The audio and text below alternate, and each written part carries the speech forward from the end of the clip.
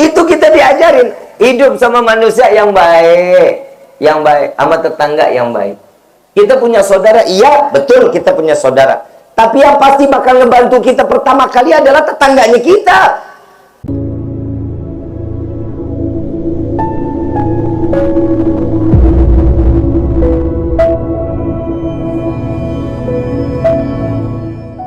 Ayyuhal hadirun jamaah rahimakumullah.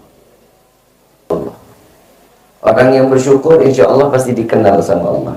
Tapi kalau orang yang kufur, jangankan Allah, kita aja manusia kalau ngelihat orang yang udah songong, gak mau syukur, hidupnya songong, males banget kita kenal. Tapi kalau hari ini kita sama-sama membuktikan rasa syukur kita kepada Allah, pastinya di malam ini kita memperkenalkan diri kita kepada Allah dengan segala bentuk nikmat yang Allah berikan kepada kita di hari ini. Allah berikan kita dengan nikmat yang lebih dan lebih lagi sampai ajal menjemput kita. Allah berikan dalam keadaan husnul khatimah. Amin ya rabbal. Habib, kenikmatan itu apa sih di dunia ini? Nah, ini banyak nih. Ada yang bilang kalau orang punya rezeki banyak, nikmat. Betul ya? Padahal nikmat itu banyaknya luar biasa. Allah kasih 2 bola mata, nikmat nggak? Telinga Allah beri kanan kiri, nikmat atau enggak?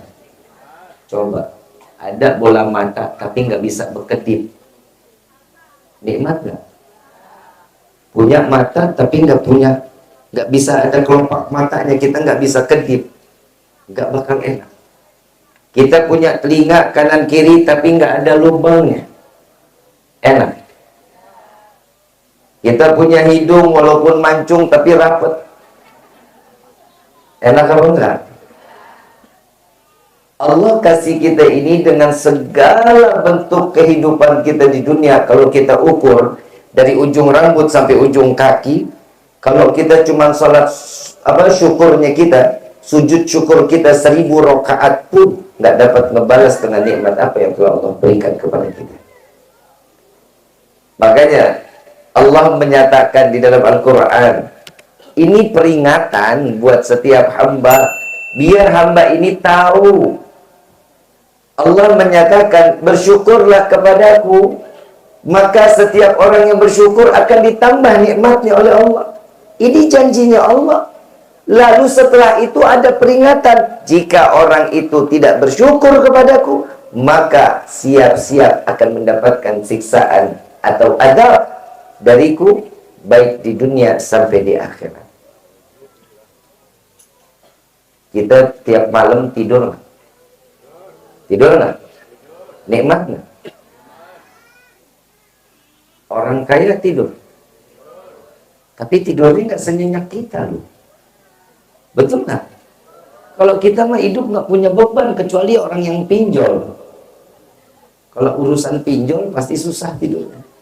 Tiap hari debt kolektor nelponin aja kan. Kita tidurnya aja nikmat.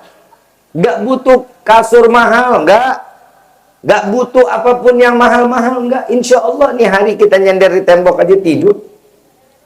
Betul nggak? Orang yang kaya belum tentu senikmatnya kita. Dia mungkin 4 jam, 3 jamnya dia nikmat.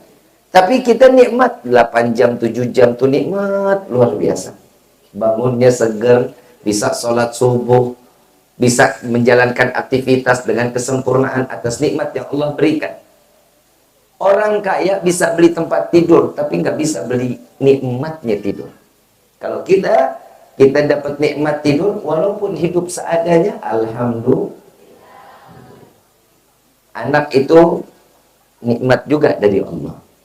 Semua kita ini belum tentu yang hadir ini memiliki anak, tapi kita yang hadir ini anak dari orang tua kita, betul apa enggak? Kan nggak mungkin kita keluar dari tempat, dari rahim ibu kita disulap. Pastikan kita punya orang tua, betul ya? Kita punya orang tua pun bersyukur punya anak kita, punya nikmatnya. Anak nih nikmatnya luar biasa. Mudah-mudahan yang belum dapat keturunan, Allah berikan keturunan yang saleh-salehah. Amin ya rabbal. Ini nikmat yang Allah berikan banyak sekali. Pernah sakit nggak? Pernah sakit? Pernah nggak ada rasa mulutnya? Pahit, tiba-tiba pahit gitu. Pernah? Enak apa enggak? Nikmat apa enggak? Begitu sehat nikmat enggak? Nikmat. Biar tahu sakit itu nikmat yang Allah berikan, agar tahu tatkala saat dia sehat, dia bisa bersyukur kepada Allah atas kesehatannya. Rezeki itu bukan sekedar, nikmat itu bukan sekedar duit, bukan. Punya istri yang salehah, nikmat dari Allah. Punya istri yang pengertian, nikmat. Kalau punya istri yang rongrong, dikit-dikit minta duit, dikit-dikit minta duit, itu juga nikmat dari Allah. Nikmatnya apa? Nikmat. Coba kalau tuh istri meninggal, istrinya payah, sepi, ya Allah, nggak ada lagi yang bawel. Ya Allah, nggak ada lagi. Saya nggak tahu deh, mudah-mudahan sih suaminya nggak nyumpain cepetan payah. Ini nikmatnya banyak. Tegurannya Allah dan peringatan Allah itu setiap di dalam kehidupan kita ada. Makanya Nabi Shallallahu Alaihi Wasallam ngajarin kita, selain ibadah yang wajib, juga jalanin dong juga yang zikirnya. Kan selesai sholat kita baca tuh, Allahumma a'inna ala dzikrika wa syukrika wa husni ibadati. Terima kasih atas syukur.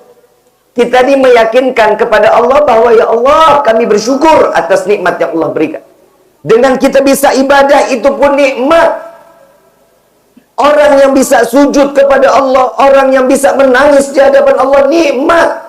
Kenapa? Karena itulah tujuan di dalam kehidupan kita. Sadar atas apa yang telah diberikan oleh Allah, nikmati.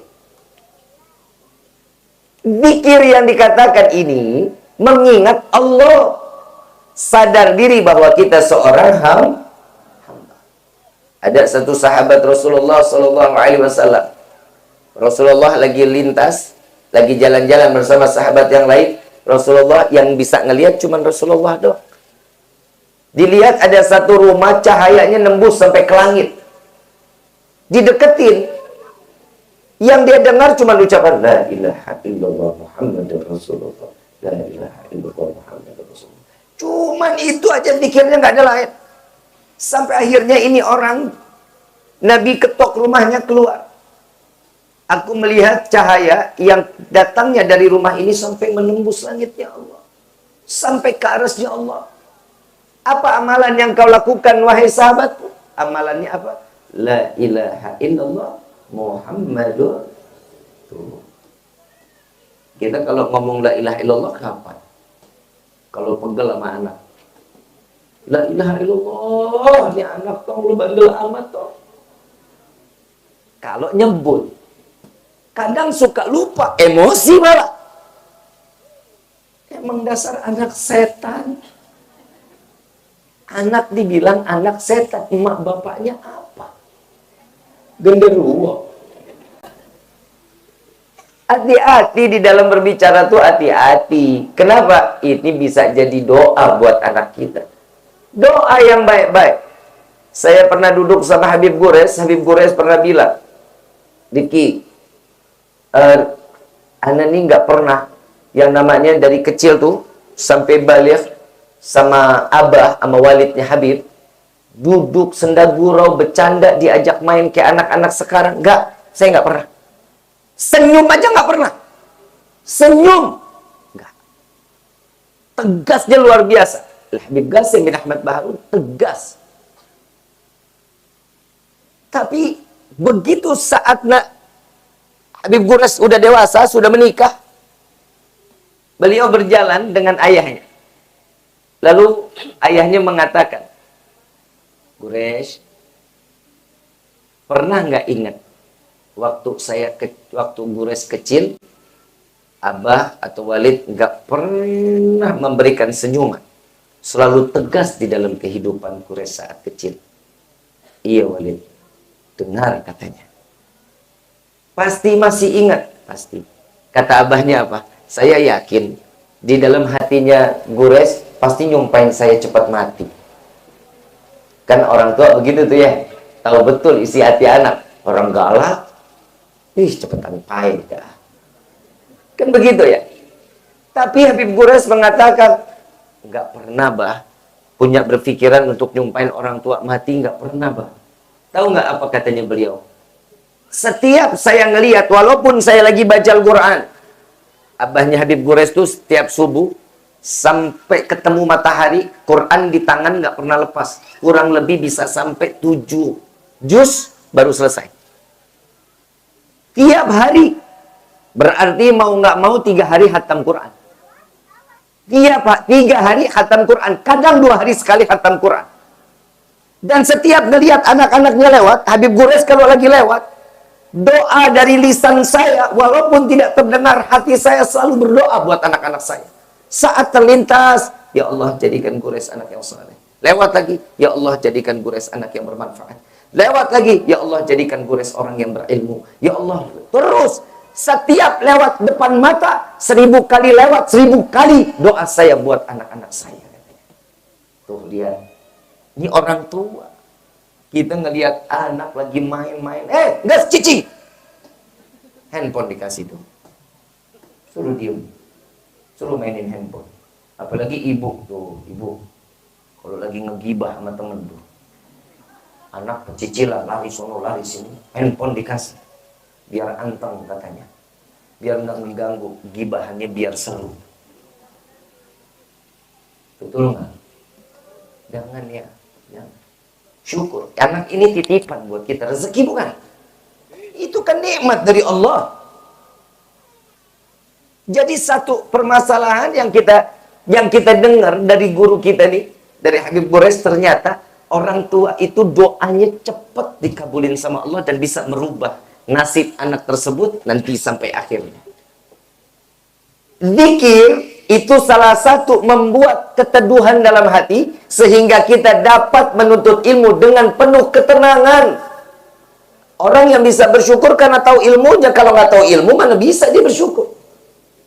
Setiap apa yang diberikan habis, foya-foya, nikmat sesaat, besok habis lagi. Ini yang nggak manfaat. Tapi zikir di sini ada pernah kisah, emang zikir di dalam hidup kita manfaat betul. Kitanya bejat, kitanya rusak, nggak pernah ibadah.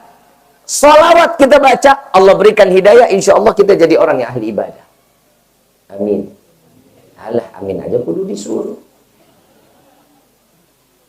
Ada satu cerita di saat Nabi Allah Daud alaihissalatu wassalam. Tahu Nabi Daud? Hah? Kalau dia bilang tahu, emang lu seumuran. Nabi Daud yang kita kenal suaranya indah luar biasa. Suaranya merdu. Suaranya enak.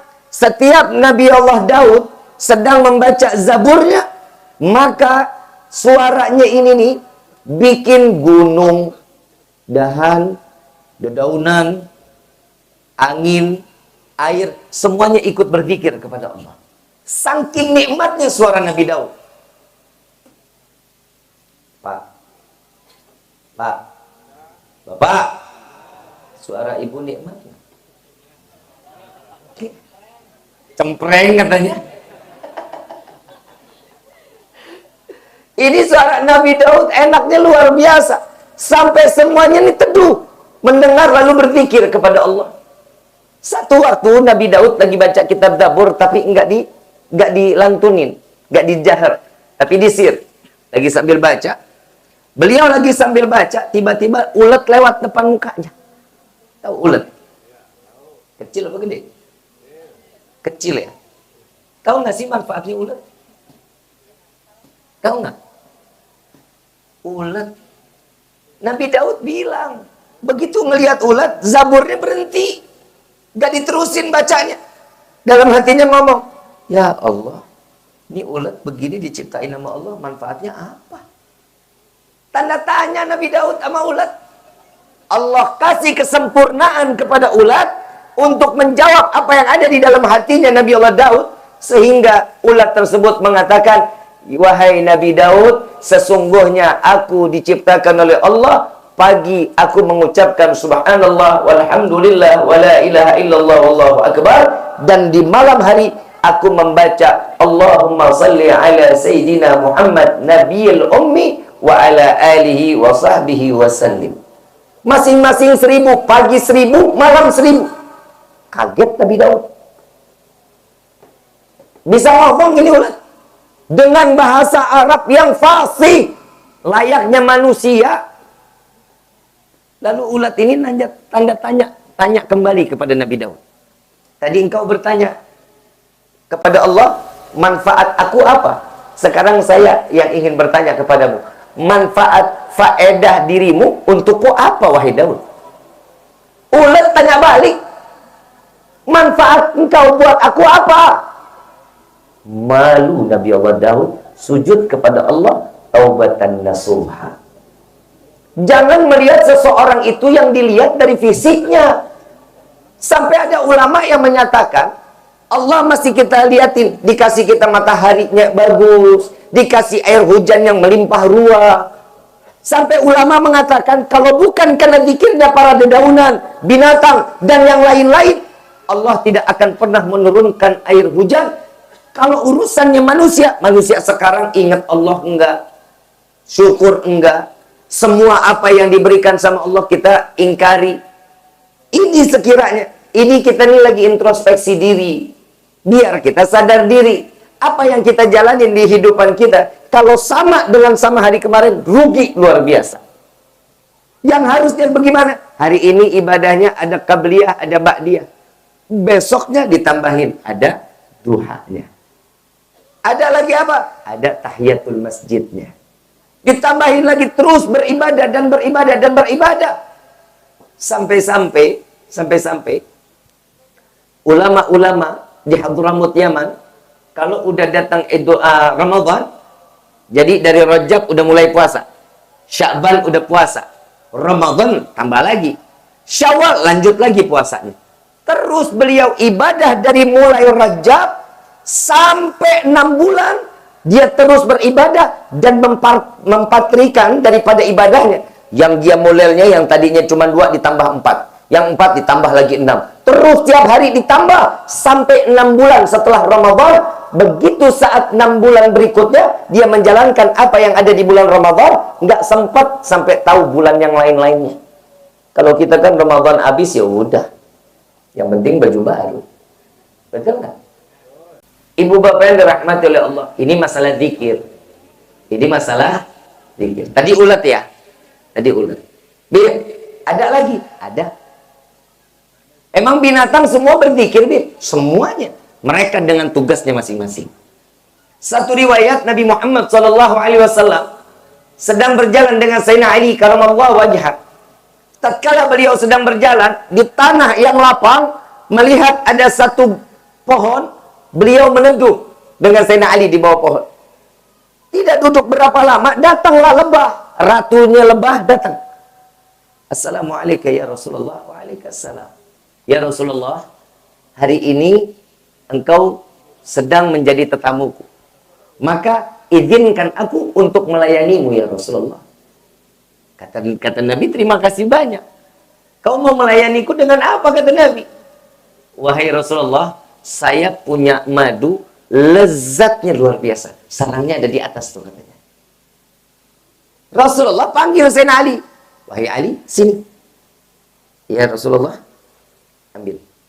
Itu ambil sarang madu, sarang tawonnya, turunin. Sarang lebah, turunin. Kita menjadi tetamunya dia saat ini. Ya Rasulullah, ntar kalau diantuk bagaimana, katanya. Enggak. Ada jaminannya. Udah, ambil, turunin. Sayyidina Ali naik, diturunin. Begitu dicicipin sama Rasulullah, Rasulullah merasakan betul yang dikatakan Ratu Lebah, betul-betul lezat madu ini. Lalu Nabi bertanya kepada Ratu Lebah, wahai Ratu Lebah, bukankah engkau sari bunga atau apapun itu, bukankah itu dalam keadaan pahit? Ya Rasulullah, sangat amat pahit, katanya. Dia jadi menghisap sari bunga, pahitnya luar biasa. Tapi kok bisa keluar manis, kata Nabi. Saat aku menghisap dalam keadaan pahit, lalu Allah memerintahkan aku untuk bersolawat kepadamu, maka keluarlah madu yang begitu lezat ya Rasulullah sallallahu alaihi Nabi Muhammad. Yang awalnya manis, yang awalnya pahit berubah menjadi berkah siapa? Nabiullah Muhammad sallallahu alaihi wasallam. Lebah aja zikir. Kalau dibilang sempurna, sempurnaan kita. Kita punya akal, kita punya hati, kita tahu di mana guru kita. Semuanya diajarkan. Tapi memang dasar kitanya yang blow on. Maunya yang instan-instan. Betul nggak? Salat 5 waktu, males. Puasa bulan Ramadan, males. Taraweh, males. Lebaran, nggak ada orang bilang lebaran males, nggak ada. Beli baju lebaran, getol. Nggak ada yang namanya males beli baju lebaran, nggak ada. Tapi ini masalah ibadah, ingat, tumpuk amaliyah yang baik. Kenapa? Karena itu bisa mungkin terjadi, itu salah satu yang bisa menyelamatkan kita di akhirat. Insya. Tapi ini jangan jadiin satu patokan. Urusan sama Allah baik, sama manusia nggak baik, percuma. Urusan sama Allah baik, kita zikir, kita salat, semua kita baca Quran, puasa. Tapi urusan sama manusia nggak baik, percuma. Bib, masa iya begitu? Ada satu kisah ini. Ada seorang yang diberikan hidup, dipanjangkan umur 1000 tahun. Dan ini orang, dari mulai balik sampai tuanya, beribadah nggak pernah berhenti. Siapa yang wajib, dijalanin. Yang sunnah, dijalanin. Setiap apapun yang diajarkan untuk beribadah, dia jalani. Satu waktu, dikasih bonus sama Allah. Diturunin malaikat pemegang buku nama-nama penghuni surganya Allah. Turun nih malaikat, bawa ini buku. Lalu orang tersebut nanya, wahai Tuhan, karena ini orang kan nggak tahu, karena dia bukan orang sini, mukanya muka asing. Ditanya, wahai Tuhan, Tuhan siapa? Saya malaikat yang diutus oleh Allah untuk berjumpa denganmu, katanya. Itu apa yang ada di bukumu? Itu apa, buku apa? Ini buku nama-nama penghuni surganya Allah. Ini orang dengan pede yang ibadahnya terus. Dia ngomong, pasti ada namaku di dalamnya. Coba dilihat, dibuka. 1 lembar, 2 lembar, 3 lembar. Terus sampai akhir, namanya nggak ada. Diulang lagi, dicari lagi. Sampai akhir, nggak ada. Sampai 3 kali dibuka, nggak ada. Allah izinkan untuk memberitahu kepada hamba tersebut. Wahai hamba Allah, apa yang kau lakukan di hadapan Allah memang sudah betul. Sudah betul. Tapi urusanmu dengan manusia tidak baik, maka apa yang kau lakukan di hadapan Allah tidak akan pernah tertulis dalam kebaikan di hadapan Allah. Hablum minallahnya baik, hablum minannasnya nggak baik, percuma. Kadang kita kalau sama Allah ngaji, mau banget, ibadah kita asik. Sama tetangga nggak peduli banget. Kita masak sampai tetangga kebagian bersin, haji, sambalnya pedes banget itu. Kebagian bersinnya doang. Kebagian sayurnya enggak. Kebagian lauknya. Padahal Ramadan kita udah diajarin kan tuh. Kalau udah mau buka puasa, tetangga pada sibuk tuh tuker-tukeran piring, betul nggak? Ada nggak di sini tuker-tukeran piring? Ada. Yang sini kasih lontong, yang ini ngasih bihun. Ada nggak yang begitu? Nggak ada. Pelit lu. Makanya masak yang banyak kan. Bikin kolak. Nanti yang kolak nih titip kasih ke tetangga. Nanti yang tetangga bikin. Hah? Apa itu Epo? Gepo apa? Combro. Susah amat sih Pak. Segala combro aja. Tukeran, itu kan ngajarin. Kenapa? Hubungan sama manusianya biar baik. Gak ada orang udah dikasih kolam balik kosong. Ada nggak yang begitu? Oh, itu mah parah. Teboga otak. Itu kita diajarin hidup sama manusia yang baik, sama tetangga yang baik. Kita punya saudara, iya betul kita punya saudara. Tapi yang pasti bakal ngebantu kita pertama kali adalah tetangganya kita. Bukan saudara kita yang jauh. Ada yang di Kerawang, ada yang di Bekasi, ada yang di Jakarta. Kita rumah lagi kebakaran, nauzubillah min dzalik ya. Rumah kebakaran. Terus siapa mau nungguin dari Bekasi? Jadi pabrik arang rumah kita. Tetangga yang pasti akan ikut campur kok. Hubungan sama tetangga yang baik, rukun, bahasa yang bagus. Biarin aja tetangga mau beli motor baru kek, tetangga mau bangun rumah kek, diemin aja. Lu yang pusing, orang lagi pada senang, lu yang pusing. Kadang tetangga beli motor, kita yang kejam-kejam. Tetangga bangun rumah, kita yang tempel koyo. Jangan. Tetangga senang, kita senang. Kebahagiaan akan Allah berikan kepada kita. Jadi bahagia itu penting. Jazakumullahu khairan jazaa. Wassalamualaikum warahmatullahi wabarakatuh.